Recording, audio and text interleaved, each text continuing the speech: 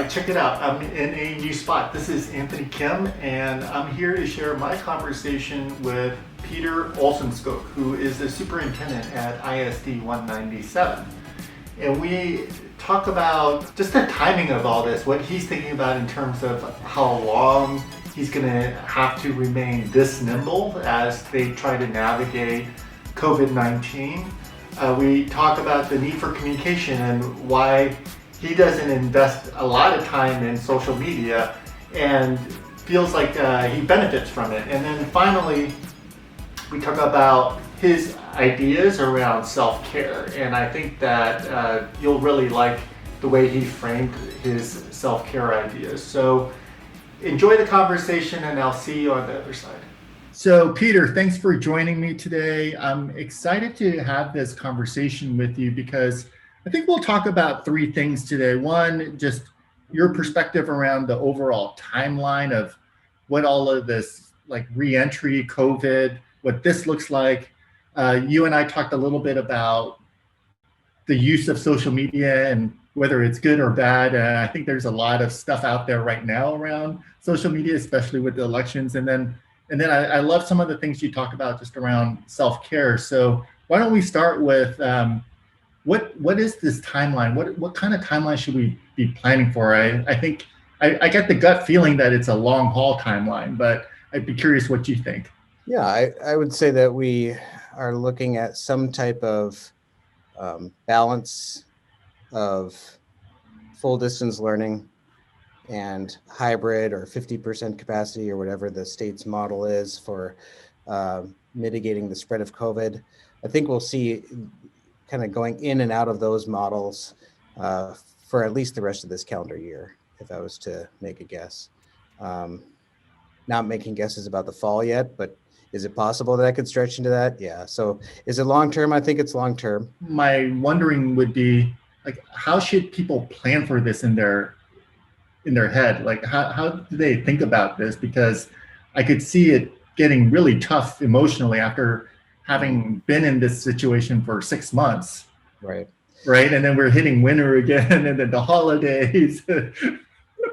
Well, I mean, there's a lot of answers to that. I think that from an emotional standpoint, I think you need to both keep your head up and acknowledge that things are tough right now, right? So I think you can't go all the way either way. You can't just wallow in all the things that we're missing and having to restrict from our social lives at this time. But you also got to make sure that you're appreciative and that you're thinking about all that we've accomplished and all that we've learned, and that will help us be better on the other side of this. We are inventing systems that have been in place for centuries, at least decades, and reinventing them in the matter of days and weeks and months. And so I think you've just got to be really comfortable trying things without knowing if they're going to be perfect the first go around, that they're good enough to try. I heard a principal the other day who's a long time principal say, yep, experience doesn't matter anymore, right? Like, because this is just not like, I am learning lessons right along with everybody else.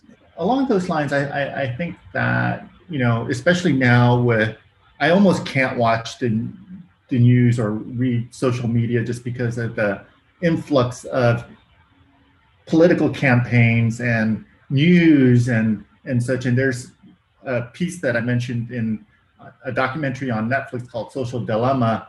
And you had talked about how, well, I actually tried to look you up and you were very light on the social media side. So we talked briefly around like the impact of that. I'm just curious, like how you think about the role that it has or the non-role that it has in your communications with the community and members of your district. It's a complicated answer. If you asked me pre-COVID, it would have been a less complicated answer, because pre-COVID, I saw, it's probably got a name, but I saw some of our younger college age and high schoolers that all of a sudden were buying all sorts of flip phones. because they were tired. They were tired of their reliance, addiction to, and research studies coming out saying that people that were, and maybe this is in the social dilemma. I haven't seen it. Maybe Right. it just wasn't filling them up. It wasn't making them feel like I can make a better difference on the world, or like it was counting likes. It was, so I think that pre-COVID, I would say I have yet to see a real substantial reason for a superintendent to be spending significant time. And I know others vary with me on this, and to each their own. Since COVID, if you're not using social media, you do need to make sure that you've got a way, and maybe somebody would call some of these things social media, to communicate with people, right? Because you can't, like, people like me who pre-COVID are all about walking the halls, talking to people wherever I can, establishing those personal relationships, handshake to handshake, conversation to conversation. I mean, first off, we're not handshaking anymore, right? So since COVID, you've got to come up with some type of replacement. And so for me, that's turned into, video messages that I record and then send out via an email blast to our district. So, it's not on Facebook. It's not, 144 characters, or Right. maybe I'm outdated. Maybe you can get more characters down these days. I don't know. I'm never been a person that's done Twitter. So I think you do need to seriously consider how you're keeping that connection with your community, but maybe not in the tweetings, Facebooking, Instagramming way that some do. That's not me.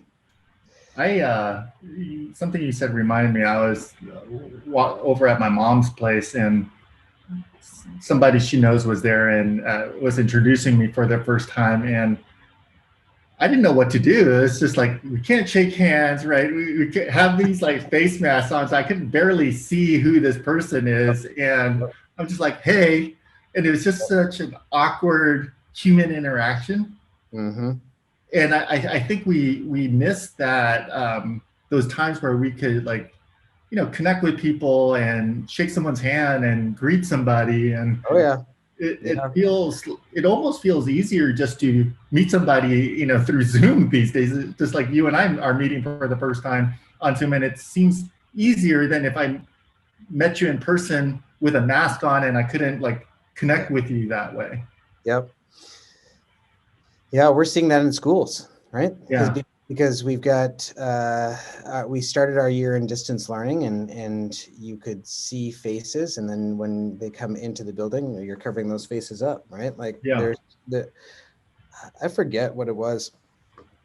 I remember hearing the stat at one point, but the number of facial muscles that we have is astounding, right? Like just how many micro muscles that just give us all of this richness to whatever face that we're making, right? And reading nonverbals and all of the like all the communication that we're doing is really tough during this time, because we do need each other.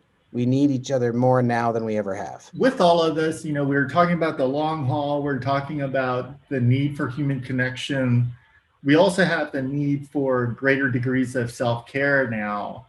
Mm-hmm. And I think I've, seen everything from people saying daily meditation to, consistent exercise to, learning new skills. What are the tips that you have? Well, yeah, I shared with you earlier. I'll share it again. An acronym, and maybe you can find out who I should credit this to. But J game, which is journaling, expressing gratitude to others, expressing gratitude for things in your life, showing appreciation to others, meditation, and exercise. So you talked about a lot of those. Which ones do I tend towards? I feel like people, I spend a lot of time on the meditation and the appreciation, on the gratitude and the appreciation. Because I feel like, because we're reinventing so much right now, like people have to know, people have to celebrate, people have to look around and see all the things that are still there in our lives, all the reasons that we do have to appreciate everything that's here. and sometimes you need somebody else to say that to you. So I Yeah. think being grateful and then appreciating somebody else. The other strategies that I have as a leader is just encouraging others to make sure that they disconnect, Yeah. right? Like, and this has been a longer, maybe going back to our earlier question, maybe this has to do with the fact that why I'm not a big one on social media, because it seems like just another thing that is requiring your constant attention, right? And so I wanted to I encourage those people that are tempted to be on 24/7, and I say, why? You're not going to be you are going to do better in the hours that you're working if you're disconnecting during the hours that you're not. So, there's a little setting on Google, turn off, it's quick, and you can just turn off that mailbox for the night. Mm-hmm. Somebody really needs to get a hold of you, they can call you, they can text you, but then let's also talk about expectations there, right? Like, what is a reason that you would text somebody in the evening? So I think it's really helping people maintain those boundaries, and taking time off, I think, is absolutely critical. Even though people are like, oh, what am I going to do? I can't go out. Still, meditate, gratitude, all those other things. I come up with something to take some time. And this was one, again, this was somebody else that shared this with me. But I think part of self-care is allowing yourself the occasional meltdown. and as an organization, we've just made a commitment to say, like, okay, we're all allowed a meltdown. We just can't do it all at the same time. It is a marathon, not a sprint. Be grateful for the miles you've covered. Be grateful for the training that you put in along the way that allowed you to take that next step. And knowing that when you hit the wall at mile 20, right? Like, that's a real thing. And I think right now, how do you work as a team through that? How did I get through that? People cheering on the side. This is a time that we are coming together, not just as staff, but we're coming together as parents and family and community members, and leaning on each other through all of this in a way that is something to be appreciated, something to be celebrated, something that I believe will last long beyond the vaccine and everything. Like, it's knitting us together as a community in a way that is really beautiful. Well, I think that's a great place to end this conversation. Thank you so much for the talk. So we're back, and I hope you enjoyed that conversation. The thing that really stuck out with me is not only the analogy we used around marathons, because I'm constantly thinking about just resilience and all those like mental conversations you have when you're trying to do something really challenging and where you want to quit, and then you don't quit and you really feel good that you didn't, and kind of feel like we're at that moment right now. But also that J game changed the game, right? Like, just having that at the back of your mind, journaling, gratitude, appreciation, meditation, and exercise, these are so critical to your morning routine, just your daily self-care. And so that just seems like a valuable acronym to remember in terms of self-care. So there you go. Peace.